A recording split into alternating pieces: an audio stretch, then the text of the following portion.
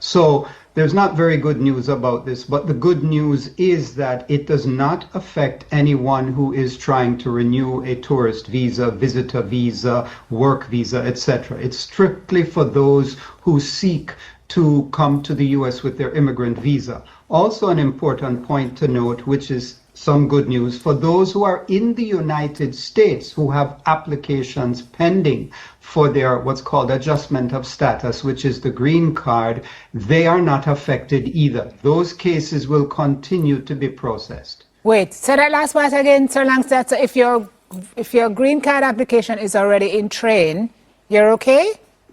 In the US. If you are overseas, in other words, if you are outside the US and you have an interview scheduled, if the interview is scheduled January 21st or after, you're in worries.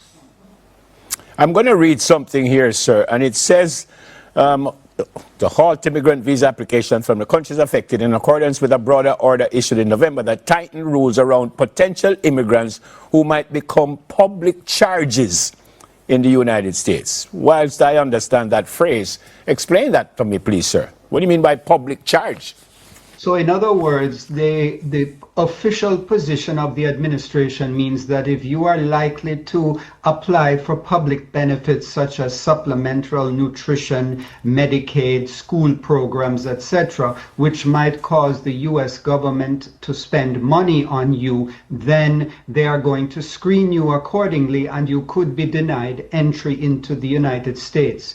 This public charge rule has been a big point of contention from the Trump administration round one when President Trump was in office previously, and now the administration is moving even more actively.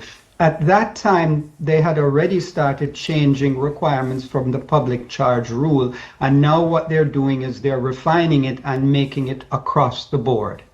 So, Sir Langston, the implications here affect thousands of, I would say, no? I mean, based on what data you may have or have access to, how many Jamaicans would be affected by this, ballpark?